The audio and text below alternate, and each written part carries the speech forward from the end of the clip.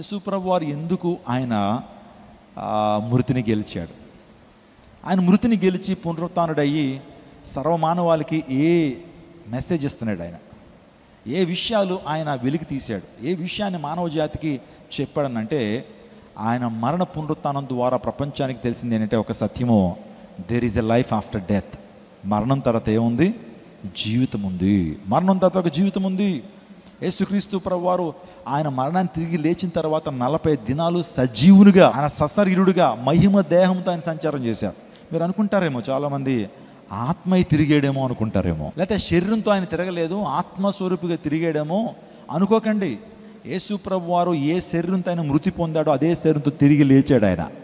ఆయన గాయపు మచ్చలు, ఆయన చేతిలో ఆ వేళ్ళకి ఆ రంధ్రాలు అలాగే ఉన్నాయి. యేసు ప్రభువారు సశరీరంతో, అంటే మహిమ దేహం ఆయనకు వచ్చింది. ఈ శరీరమే మహిమ దేహం అనేది ఒక వినూత్నమైనటువంటి దేహం. అది ఆ దేహానికి ఉన్న ప్రత్యేకత ఏంటంటే, ఆ దేహం ఎక్కడికైనా చాలా వేగంగా వెళ్ళగలుగుతుంది. తలుపులేసున్నా గోడలను తొలుచుకుంటూ వెళ్ళిపోగలుగుతుంది. మనకి అవన్నీ తెలుసు. యేసుక్రీస్తు ప్రభువారు వాళ్ళందరూ తలుపులు వేసుకుంటే సడన్గా ప్రత్యక్షమయ్యాడు. అంటే మహిమ దేహానికి ఉన్నటువంటి ఆ గొప్ప కృప. ఓ మాట చెప్పన, ఈరోజు మనం మరణించిన తర్వాత మనకు కూడా దేవుడు ఆ మహిమ దేహాన్ని ఇస్తాడు. స్తోత్రం చెప్పండి, హల్లెలూయా. యేసు ప్రభువు ఎటువంటి దేహాన్ని అయితే కలిగి ఉన్నాడో అటువంటి దేహాన్ని మనం కలిగి ఉండబోతున్నాం అనే సత్యాన్ని మీరు గమనించాలి. మరణము జీవితానికి ముగింపు కాదు. మరణం అనేది నిత్యత్వానికి సింహద్వారం. జీవితానికి ముగింపు మరణం కాదు, అలా అనుకోకండి ఎప్పుడు కూడా. జీవితానికి ముగింపు మరణం కాదు, కానీ జీవితానికి ముగింపు మరణం కాదు, కానీ మరణము నిత్యత్వానికి సింహద్వారం అనే విషయాన్ని జ్ఞాపకం చేస్తున్నారు. చూడండి, యేసు ప్రభు వారు నివసించేటువంటి టైంలో శాస్త్రులు, పరిసయ్యులు, సద్దూకాయలైనటువంటి వారు ఉన్నారు కదండి, కొన్ని తెగలు. వారు కూడా భక్తిపరులమని ఫోజు కొట్టేవారు. మాకు కూడా ధర్మశాస్త్రం బాగా తెలుసని వారు ప్రగల్భాలు పలికేటువంటి వారు. అలాంటి వారు సద్దూకాయలు పునరుత్థానం నమ్మేవారు కాదండి. వాళ్ళు సద్దూకాయలు పునరుత్థానాన్ని నమ్మేటువంటి వారు కాదు. అంటే మరణం తర్వాత జీవితం ఉందని వారు నమ్మేటువంటి వారు కాదు. సద్దూకాయలు మరణం తర్వాత జీవితం ఉందని నమ్మేవారు. ఓకే, ఇది కరెక్ట్ చేసుకోండి మీరు. సద్దూకాయలు మరణం తర్వాత జీవితం ఉందని వారు నమ్మేవారు, కానీ పరిసయ్యులు మాత్రము వారు నమ్మేవారు కాదు. పరిసయ్యులు అనేటువంటి తెగ ఉన్నారు కదా, వారు మాత్రం నమ్మేటువంటి వారు కాదు. ఓల్డ్ టెస్టిమెంట్లో కూడా అనేక సందర్భాల్లో మనం అనేక మంది భక్తులు, ఎస్పెషల్లీ దావీదు అనేటువంటి గొప్ప భక్తుడు తన జీవితంలో పునరుత్థానం గురించి అతను మాట్లాడాడు. దావీదుకు ఒక కుమారుడు ఉన్నాడండి. ఆ కుమారుడు వ్యాధిగ్రస్తుడిగా ఉన్నాడు. వ్యాధిగ్రస్తుడిగా ఉన్నప్పుడు తండ్రి యొక్క మనసు విలువలాడిపోయింది. కొడుకు ఆ పరిస్థితిలో ఉన్నప్పుడు నిజంగా చాలా అతన్ని బ్రతికించడానికి, వైద్యం చేయించడానికి దావీదు చాలా ప్రయత్నం చేస్తాడు, చాలా ప్రయాసపడతాడు. ఉపవాసంతో ఉంటాడు, కన్నీరు కార్చి ప్రార్థన చేస్తాడు. తన కొడుకు కోసం ప్రార్థన చేస్తాడు. వీడు బ్రతకాలి, సజీవుడిగా దేవుడు ఈ వ్యక్తిని ఉంచాలని దావీదు ఎంతో కన్నీటితో ఉపవాస ప్రార్థన చేస్తాడు. కానీ ఎప్పుడైతే ప్రార్థన చేస్తాడు, కానీ మరి దేవుని చిత్తం ఎలా ఉందో మనకు తెలియదు, ఆ కుమారుని చంటి బిడ్డను తీసుకుంటాడు. గమనించండి ఏమండి, చిన్న బిడ్డలు వారి యొక్క కుటుంబంలోంచి వారు వెళ్ళిపోతే వారి యొక్క మరణము ఏ తల్లికైనా ఏ తండ్రికైనా చాలా వేదన మిగులుస్తుంది. దావీదు చాలా ఏడవలసినటువంటి వాడు. ఏమండి, ఆ కుమారుడు ఆ ట్రీట్మెంట్ తీసుకుంటున్నప్పుడు, వైద్యం తీసుకుంటూ బాగా ఏడ్చాడండి, కన్నీరు కార్చాడు, ఉపవాసం ఉన్నాడు.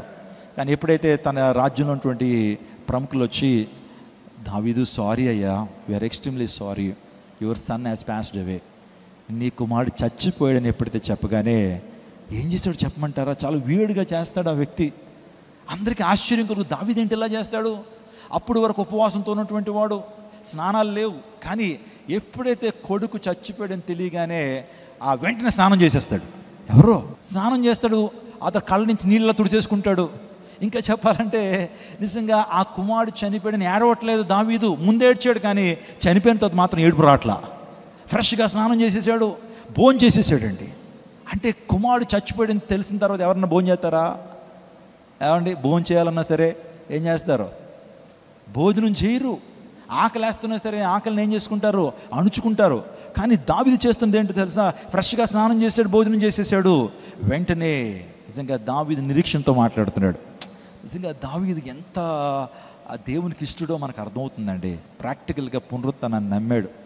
అతని యొక్క కొడుకు యొక్క మరణము దావీదుకి బాధ ఉన్నప్పటికీ ఒక నిరీక్షణతో దావీదు నింపబడ్డాడు. చదువుతారు ఒక్కసారి అతడు ఏం చెప్పాడో. 2 సమూయేలు గ్రంథం 12:23. ఇప్పుడు నా కొడుకు చనిపోయాను గనుక నేను ఎందుకు ఉపవాసం ఉండాలి?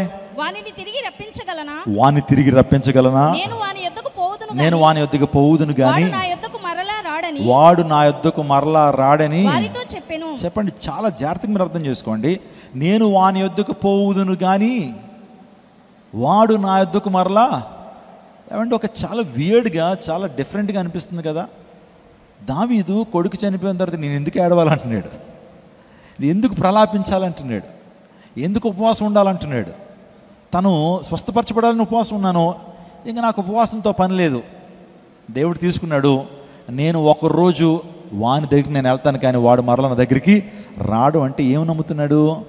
There is a life after death. నా కొడుకు యొక్క ఆత్మ దేవుని సందికి వెళ్ళింది, నేను కూడా అక్కడికి వెళ్ళినప్పుడు నా కొడుకుని చూస్తాను. ప్రైజ్ గాడ్, హల్లెలూయా. ఈరోజున క్రైస్తవ నిరీక్షణ చాలా గొప్పదండి. మరణము మనకు బాధే, ఎడబాటు బాధే. ప్రతిరోజు కూడా మనకు మన ఆప్తులు, మన ఆత్మీయులు మనతో ఉండి సడన్గా వారు డిమైజ్ అయినప్పుడు, వారు ఈ లోకాన్ని విడిచిపెట్టినప్పుడు దిగమింగుకోలేం. ఆ బాధను మరలా చూడలేమనేటువంటి ఆలోచన ఉన్న ప్రతి ఒక్కరు కూడా బాధ రోజు రోజుకి అధికమైపోద్ది. కానీ నా కూతురు నేను చూస్తాను, నా కొడుకు నేను చూస్తాను, నా తల్లిని చూస్తాను, నా రక్త సంబంధం చూస్తాను, నా దైవజుడిని మరలా చూస్తాను అంటే నిరీక్షణ కలిగినటువంటి వారు వాళ్ళు ఏం చేస్తారు? స్నానం చేసేస్తారు, వాళ్ళు మళ్ళీ భోజనం చేస్తారు, సంతోషంగానే వారు ఉంటారు. పునరుత్థానం నమ్మినటువంటి వాడి యొక్క బాడీ లాంగ్వేజ్ ఇలాగే ఉంటుంది. స్తోత్రం చెప్పండి. నాకు ప్రియ సహోదరు తెలుసు, తన కుమార్తెను పోగొట్టుకుంది చాలా బాధాకరమైనటువంటి పరిస్థితుల్లో. కానీ ఆమె ఒకటే విశ్వాసం, నిజంగా ఒకటే నిరీక్షణ, నా కుమార్తె దేవునితో ఉంది. దేవుని యొక్క సన్నిధికి వెళ్తున్నప్పుడే ఈ కార్యం జరిగింది. నా కుమార్తె దేవుని దగ్గర ఉన్న నిరీక్షణ ఆమె వ్యక్తం చేస్తున్నప్పుడు లిటరల్లీ నేను ఐఎమ్ నాట్ ఎగ్జాజరేటింగ్, కానీ ఆ కుమార్తెను బట్టి, ఆ సహోదరుని బట్టి ఎంతగానో సంతోషించాను. What is this faith? అలనాడు దావీదుకు ఉన్నటువంటి గొప్ప ఫెయిత్ని ఆ కుమార్తెకి మీరు ఇచ్చారు తండ్రి. నిజంగా ఆ కూతురు యొక్క డెడ్ బాడీ ముందు ఆమె ఒకటే చెప్తా ఉంది, నా కూతురు ఎక్కడికి వెళ్ళింది? దేవుని ఎక్కడికి వెళ్ళింది, మహిమలోకి వెళ్ళింది. ఎందుకు బాధపడాలి బ్రదర్ అని మాట్లాడుతున్నప్పుడు నిజంగా ఇటువంటి గొప్ప విశ్వాసులకి పరిచయం చేస్తున్నందుకు చాలా గర్వించాను, చాలా సంతోషించాను. ప్రభువా, ఎంత మంచి విశ్వాసులు నా సంఘంలో ఇచ్చారు తండ్రి. నిజంగా వారి యొక్క జీవితాలే అనేక మందికి ఆదర్శప్రాయాలుగా.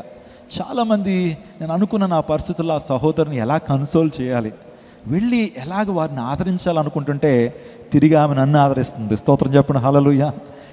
ఈ రోజున క్రైస్తవ విశ్వాసం అనేది అన్ని విశ్వాసాల లాంటిది కాదండి. ప్రపంచంలో అన్ని మతాల లాంటిది కాదు క్రైస్తవ్యం అనేది. నిజంగా క్రైస్తవం ఒక వినూత్నమైనటువంటిది, ఒక ప్రత్యేకమైనది, విలక్షణమైనటువంటిది. మరణానికి మనం ఏం చేయము, భయపడము. మరణానికి మనం బాధపడము. మరణానికి మన జీవితానికి ప్రమోషనే. స్తోత్రం చెప్పండి, హల్లెలూయా. మీకు అర్థమవుతుందా ఎందుకు క్రైస్తవ్యాన్ని ఎంతగా ప్రేమిస్తారు? ఎన్ని కష్టాలు వస్తున్నా, ఎన్ని నిందలు వస్తున్నా, అవమానాలు వస్తున్నా, ప్రతికూల పరిస్థితులు వస్తున్నా, యేసు ప్రభు నమ్ముకున్నందుకు కొన్ని శ్రమల పాలు మనం అవుతున్నా సరే ప్రభువుని విడిచిపెట్టకుండా ఎందుకుంటున్నామంటే ఆ పునరుత్థానాన్ని ప్రభు మనకి ఇస్తాడనే. ఈ లోకాన్ని పెంటగాయించి, ఈ లోకాశలను పెంటగాయించి నిత్యరాజ్యం కొరకు ఆరాటపడే ప్రతి ఒక్కళ్ళు కూడా, పునరుత్థానాన్ని నమ్మేటువంటి ప్రతి ఒక్కళ్ళు కూడా నిజంగా ఆ పట్టణం మీద ఆశ కలిగి ఉంటారు. దేనికి దేవుడు శిల్పియు నిర్మాణకుడై ఉన్నాడో, నిజంగా ఆ పట్టణం కొరకు ఎదురు చూస్తున్నానని అబ్రహాం ఏనాడో చెప్పాడు. అంటే క్రీస్తు పూర్వం సుమారుగా 2-3 వేల సంవత్సరాల క్రితమే అబ్రహాము నిజంగా చిన్న చిన్న గుడారాలు వేసుకుని, నా యొక్క గుడారాలు, నా యొక్క సుస్థిరము, నా యొక్క శాశ్వత కాలం ఎక్కడ గడపడో తెలుసండి, దేవుడు దేనికి శిల్పి నిర్మాణకుడై ఉన్నాడో ఆ పట్టణంలోకి ప్రవేశించాలని నా ఆరాటం. అందుని బట్టి ఈ లోకంలో సుఖాలు అనుభవించాలని, ఈ లోకంలో నేనేదో ఖ్యాతిని సంపాదించాలనేటువంటి ఆశ అయితే నాకు లేదు. కానీ నేను మరణించిన తర్వాత నా దేవుని సముఖానికి వెళ్ళాలి, ఆ రాజ్యం చేరుకోవడమే నా ఆశయం. పరలోకమే. మంచి మాట ఉంటుంది, పరలోకము నా దేశము అనేటువంటి మాట. పరలోకము నా దేశము, పరదేశి నేనేలా, మాయాలోకమేగా నేను యాత్రికుడను, ఎంతో అందమైనది పరలోకము. ప్రైజ్ గాడ్, హల్లెలూయా. వీలైతే పాడుకుందాం.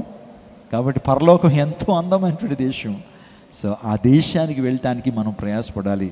క్రైస్తవుని యొక్క నిరీక్షణ భూ సంబంధమైన అంశాల మీద ఉండదు, కానీ ఆత్మ సంబంధమైన మనిషి ఆత్మ సంబంధమైన అంశాల మీద తన మనసు ఉంచుతాడు. భూ సంబంధమైన శరీర సంబంధం ఎప్పుడు కూడా ఏం తిందామా, ఏం కట్టుకుందామా, ఏం ధరిద్దామా, ఎవరితో గొడవడదామా, ఎవరి మీద విజయం సాధిద్దామని ఉంటుంది. కానీ పర సంబంధమైన ఆలోచన కలిగినటువంటి వాడి యొక్క థింకింగ్ రాయల్గా ఉంటుంది. ఆయన థింకింగ్ చాలా హైగా ఉంటుంది.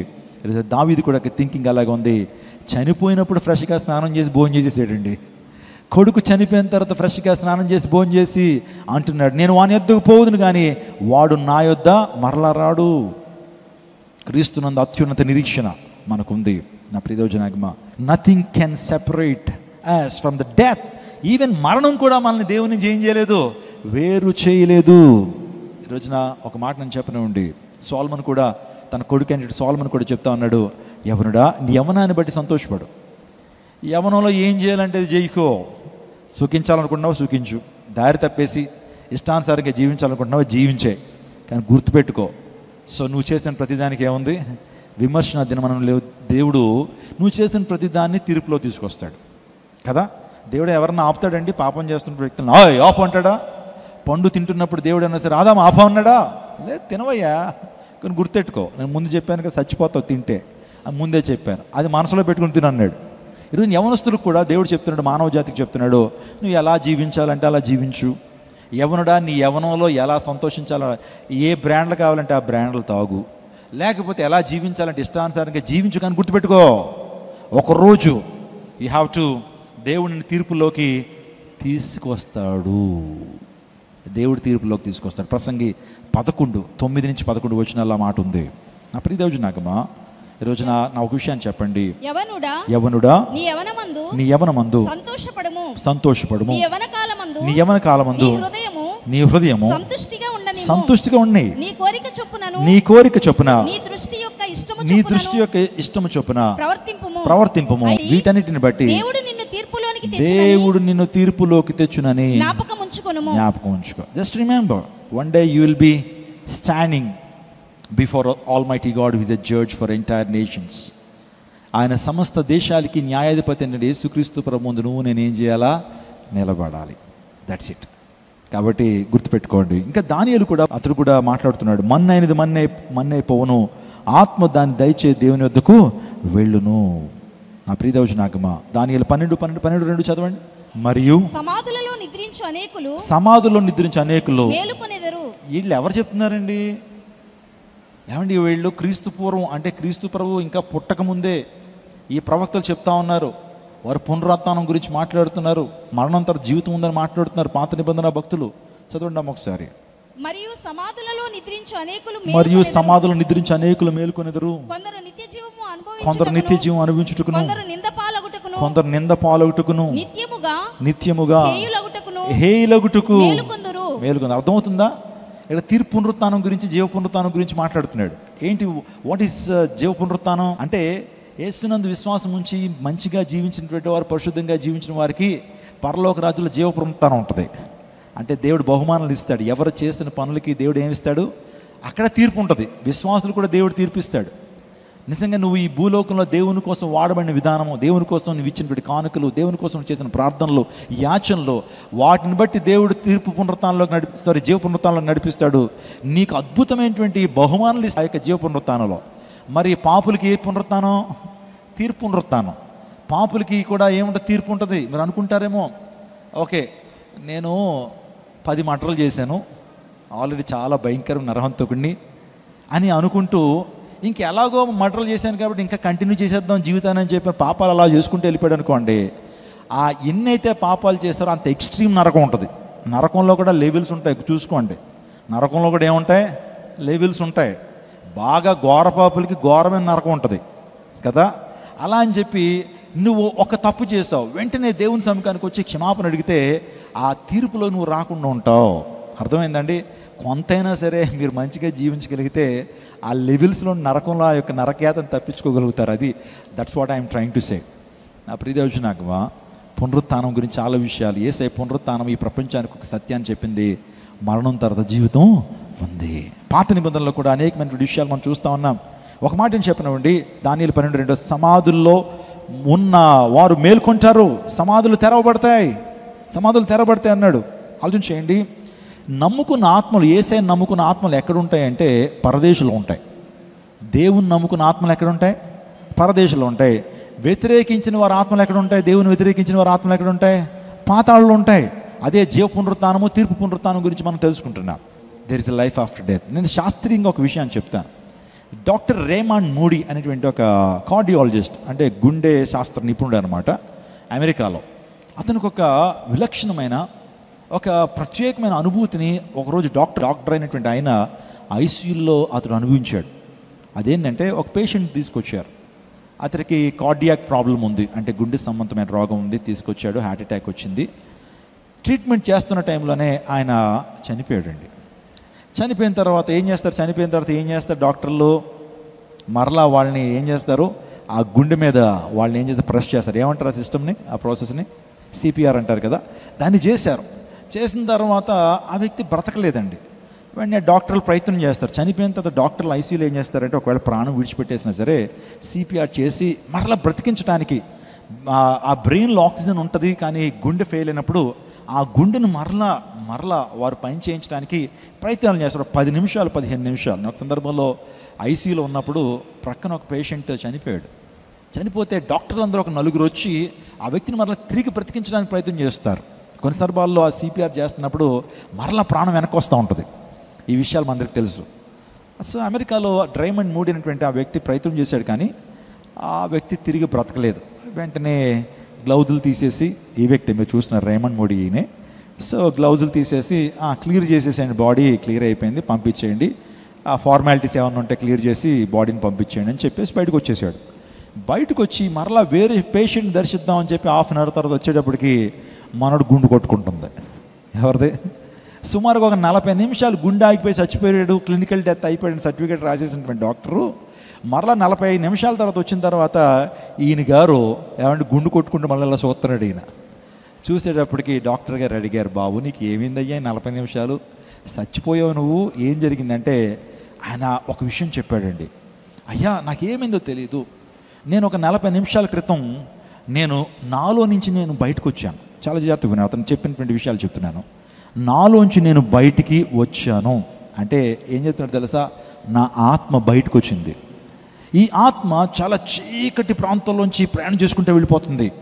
ఎంత వేగంగా అంటే ఒక సుడిగాలి వలె నేను ఒక టన్నెల్, ఒక సొరంగం నుంచి అలా వేగంగా వెళ్ళిపోతూ ప్రయాణం చేస్తూ ఆ సొరంగం నుంచి బయటికి రాగానే నేను ఈ జీవితంలో ఎప్పుడూ చూడని గొప్ప వెలుగును చూశాను. నేను గొప్ప ఫ్లాష్ లైట్, ఆ వెలుగు చూడగానే నా కళ్ళు పేలిపోతాయనేటువంటి ఆలోచన కలిగింది. ఆ వెలుగును చూశాను. ఆ వెలుగులోకి ఎప్పుడైతే ప్రవేశించగానే ఆ వెలుగులోంచి ఒక స్వరం వినపడుతుంది, నీ జీవితాన్ని నువ్వు ఎలా జీవించావు, నువ్వు మీనింగ్ఫుల్ లైఫ్ని లీడ్ చేసావా, పర్పస్ఫుల్ లైఫ్ని లీడ్ చేసావా అని కొన్ని ప్రశ్నలు వేస్తూ ఉన్నారు. వెంటనే మెలకు వచ్చిందండి, ఇక్కడ ఉన్నానండి అన్నాడు.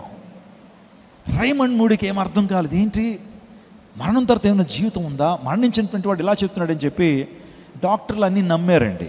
ఆడేదో కథ చెప్తున్నాడని నమ్మారు. వెంటనే రీసెర్చ్ ప్రారంభించాడు Raymond moody.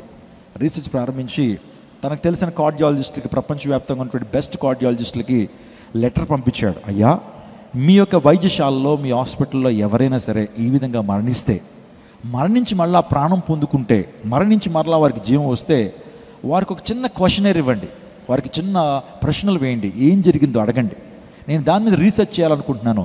The life after death గురించినటువంటి రీసెర్చ్ నేను చేయాలనుకుంటున్నాను. దయచేసి నాకు సహకరించండి ఈ థీసిస్లో, లేకపోతే నా రీసెర్చ్లో మీరు నాకు సహాయం చేయండి అన్నప్పుడు సుమారుగా 2-3 సంవత్సరాలు వారికి వ్యవధిస్తే సుమారుగా అనేక మంది మీద రీసెర్చ్ చేశారని కొంతమంది మాత్రం ఆన్సర్ ఇచ్చారు. వారిలో సుమారుగా 70 నుంచి 80 మంది వరకు ఇలాంటి సిమిలర్గానే నేను చెప్పినటువంటి ఈ స్టోరీనే అందరూ మరొకరు మాట్లాడారట. వెంటనే ఈ started to right A book called the life after life. ఒకసారి స్క్రీన్ మీద ఉంటుంది.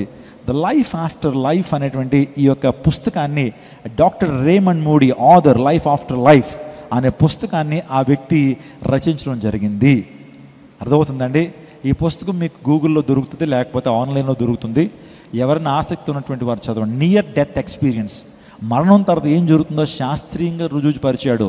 బైబిల్ చెప్తుంది ఎలాగో మరణం తర్వాత జీవితం ఉంది, కానీ ఒక డాక్టర్ల బృందం చెప్తుంది మరణం తర్వాత జీవితం ఉంది. అతను చెప్పినటువంటి ఆ లైఫ్ ఇన్సిడెంట్స్, మరణం తర్వాత జరిగేటువంటి లైఫ్ ఇన్సిడెంట్స్ని ఇక్కడ ఆ వ్యక్తి ఒక స్టేట్మెంట్ ఇస్తున్నాడు. I have absolutely no fear of death from my near death research, my personal experiences, death is in my judgment simply a transition into another kind of reality. మీకు అర్థమైందండి? అతను చెప్తున్న మాట అంటే నేను అబ్సల్యూట్గా నేను మరణానికి అయితే భయపడలేదు. From near death experience of different patients, different people, I came to know one thing, my personal experience. Death is in my judgment simply a transition. Transition అంటే ఏంటి? ట్రాన్సిషన్ అంటే ఏంటి?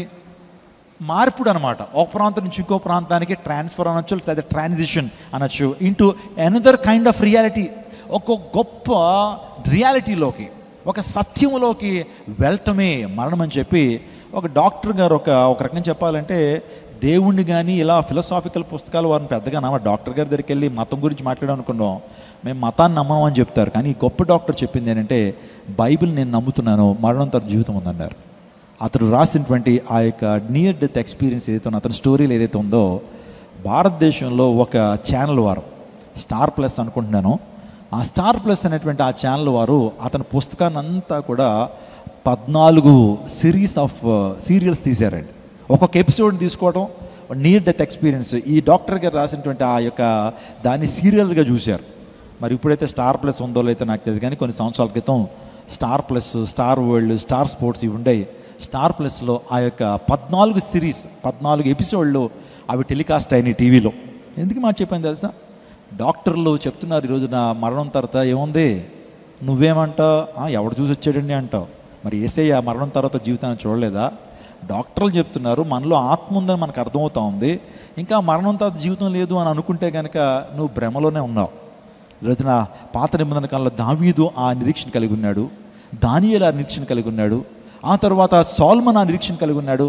మరణం తర్వాత ఒక జీవితం ఉందనే విషయాన్ని పాత నిబంధనలో భక్తులు పునరుత్థానం జరగకముందే వారికి ముందే తెలిసింది, వారు ముందే మరణం గురించి మాట్లాడారు. నా ప్రియదర్శ నాగమ, ఇంకో మాట చెప్పాలి మీకు ఏంటంటే, the life will be more glorious, that life is more glorious than this life. Amen. అది ఏ లైఫ్? మనం మరణం తర్వాత జీవితము ఈ జీవితం కంటే చాలా మహిమాన్వితమైనది. హల్లెలూయా.